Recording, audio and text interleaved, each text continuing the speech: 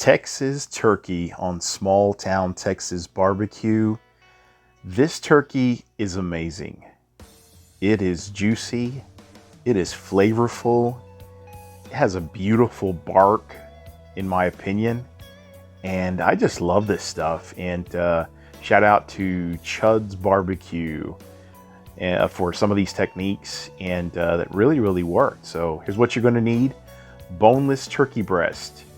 And so this is a great thing that you can find at your local HEB or your local store. You're also going to need 6 to 8 garlic cloves for the brine, along with that kosher salt and some thyme.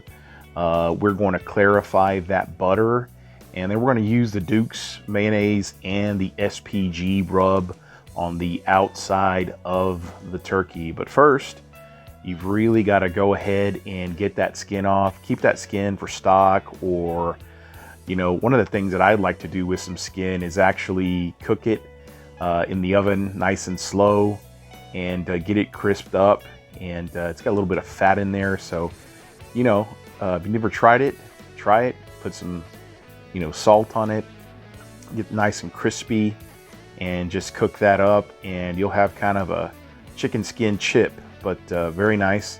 And what I'm doing here is I'm trimming off a lot of the stuff. Typically, if I'm doing a brisket, I will trim off silver skin or little hanging pieces. And that's one of the things, is that with whatever you're cooking, you want to make it as aerodynamic as possible. Get off any of the stuff that's kind of hanging that can burn or whatever. So I did whatever I could to make this as smooth as possible. And I did, in the end, trim up a little bit more than this that was kind of hanging off. And so got that all cleaned up. And we did get it into a bowl. Just wanted to see how much of that is coming up above, so I can figure out how much water am I going to need, what exactly am I going to have to submerge this. And it came up just about to halfway in the bowl. So pretty simple. I'm using a cup of the salt and you know, a few sprinkles of thyme. I got that in there, and you know, doesn't take too long to get all this together. And then what I really wanted to do was go ahead and get it all mixed up. A lot of folks, you know, they'll do a brine with citrus and a lot of other herbs and stuff, and that's fine. You can even buy a commercial brine at the store. HEB has some great brines that they bring out for Thanksgiving every year, and I'd love to actually stock up on a lot of their stuff, because it's really great. And so we've got our thyme in there. I'm getting all these garlic cloves popped in here. So I've got about probably 6 to 8 total. And this is going to give all of this some great flavor. It's not out there too wild. I didn't add rosemary, didn't add, like I said, the citrus or anything like that. But got this in there, and we're going to get all that mixed in together here as we go along. But the flavors that this puts out is just amazing. The inside of that turkey is so moist, so juicy. And you see that I'm using some drinking water here. I just got this at my local dollar store. Some of y'all have great water where you live. I live in a place where the water quality is horrible. My dad swears by it, but I hate the water here. It tastes awful. It doesn't smell good. And so I tend to use either drinking water or purified water, distilled, something that is not going to have a scent, or something that's not going to have a lot of the flavors in there that you don't want to have. I want this to pick up the flavors of the ingredients. And so that's why I use the bottled water. You use what you can. If you have a really good system at your house, and you know, reverse osmosis, something like that, that's fine. And so added another bottle of water to that just to get it covered. Got it covered, and this is the next day.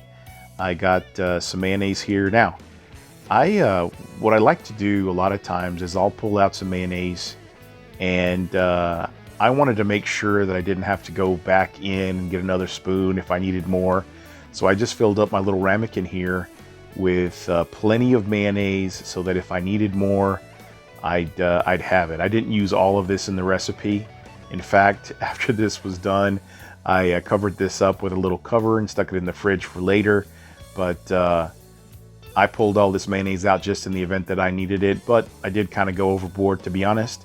So didn't really need that much in the long run. So right here, what we're gonna do is go ahead and get everything opened up, and we're just gonna rub this down with that mayonnaise. Now, mayonnaise, I've used this on a few things. I've used it on pork tenderloin. I have used it on standing rib roasts for crust. I have done it with anything that doesn't have as much moisture. So this hybrid technique that I'm doing, you know, I borrowed some of Chud's stuff, but I'm also doing this because I think this provides a good foundation for the rub to hold on to that meat.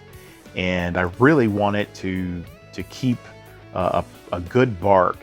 And so I put all this on there, got it rubbed in, and we'll just sprinkle on this SPG. Now, my salt, pepper, and garlic is 2 parts 16 mesh or coarse ground black pepper, whatever you can find. Sometimes I order some on Amazon. Sometimes I get some at Sam's Club. I can't always find it at, you know, specifically marked with 16 mesh. And sometimes I have to kind of grind my own stuff in my spice grinder to, you know, just a certain grind that I like. But this has 2 parts of the black pepper, 1 part of the salt, and a very small amount of garlic in there. So we've already brined this with garlic, thyme, and kosher salt overnight. It was less than 24 hours. So it didn't, it did not come out salty. The interior did not come out salty at all. They typically inject these with a solution anyway. However, like I said, did not come out salty at all. So really, you know, you get this mayonnaise and get this rub on there, everything's going to be great. Tastes so good. So kind of let that sit for a little bit, kind of pat in a lot of that rub. That's something that you want to see on the outside of your turkey. And so let that go for a little bit, and went outside and started getting everything ready. In fact, the smoker was already on. We had the fire going in there, and I used some B&B charcoal, the oak lump, along with some HEB apple and oak chunks. As you can see, or as you can hear, I love HEB. We've had HEB here for a number of years, and they always have some of the greatest products out there that you can use, and makes it easy too, because I don't have to go to 20 stores to buy all the stuff that I need. But got this thing in there, got it probed up, and as you can see, it is in the smoker. This is an old Char-Griller offset that I've done some modifications to. I've got my thermometers all along the side at grate level, and I've got also a pipe in there that goes down to grate level so you can keep that smoke going across. Here we are, everything's set pretty well, and I'm going to come back out here, and now it's time for the clarified butter. Got a pan of that I worked on to get all those solids out of, and now just some basting. And you need to probably do this every 7 to 10 minutes or so, just to go ahead and keep all of this nice and moist. I've got my fire going, got some smoke coming out, but just drizzling this along the top and keeping it going. Now be sure that your bark is well set on this, because a lot of that can go ahead and mess that up. Now, as you can see, got plenty of bark on there. I'm doing a double foil wrap here because what I want is I want to be able to put some more of that clarified butter. And this is another one of those chud techniques where he laid the turkey breast in upside down, put the top down, and then put in some more of that clarified butter, and great stuff. So we're wrapping this all up, like I said, double wrap, and I'm gonna just leave this on the board to get down. I pull this around 155 as it sat in all that stuff, and I was surprised because when I got the stuff out there and it had moved up on the temp, and then we just do a fast deceleration of the temp, get it down to 140, and we're gonna pull it out here. And I really enjoyed this turkey. So pulling it out, get some of that butter dripping off, and let's move this out of the way. And you can see that for the most part, that bark held up very well. And as we slice through this, we start to see this gorgeous, juicy, amazing turkey. The best turkey that I've ever made or tasted. And the combination of those techniques, I think really helped this. As you can see, completely juicy. Even got a little bit of a smoke ring there on the turkey, which really, to be honest, turkey, I don't know, smoke ring or not, that infusion of that apple and oak smoke into this, completely flavorful, not overbearing, and a very good turkey breast. The next thing, eventually, I'd like to try this also with a spatchcock turkey and see if this technique holds up exactly the same.